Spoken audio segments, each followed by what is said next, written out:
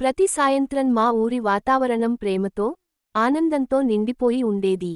తాతయ్య తన తోటలోంచి తాజా పండ్లు తేవడం, వాటిని శుభ్రంగా కడిగి మనమందరికీ సమానంగా పంచడం ఆయనకు అలవాటు. కొన్నిసార్లు ఆయన మమ్మల్ని తోటకు, పంట పొలాలకు తీసుకెళ్లేవారు.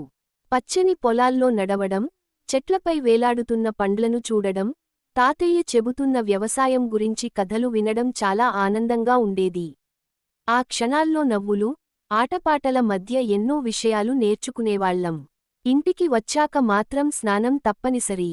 ఎవరు స్నానం చేయకపోతే నా పిన్ని చాలా కోపపడేది. అందరం వరుసగా స్నానం చేయడానికి లైన్లో నిలబడేవాళ్లం. ఇల్లు అంతా నవ్వులు, గోలలతో మార్మోగిపోతుండేది. స్నానం అయిన తర్వాత శుభ్రమైన బట్టలు వేసుకొని, చిన్న పిల్లలకి పిన్ని ప్రేమగా మాయిశ్చరైజర్ రాసేది. ఆమె ఆ జాగ్రత్త మనసుకు ఎంతో సంతోషం కలిగించేది.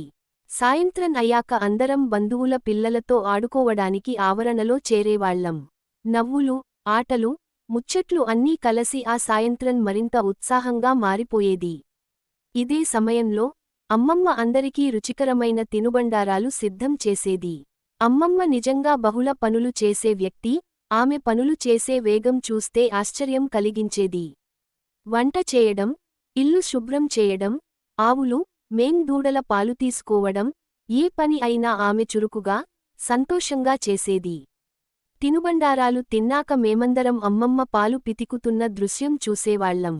ఆ సమయంలో వీస్తున్న చల్లని గాలి, వంటింటి నుంచి వస్తున్న వాసన, అందరి ముఖాల్లో కనిపించే నవ్వులు, ఇవన్నీ కలిపి ఆ సాయంత్రాన్ని మరపురాని స్మృతిగా మార్చేవి.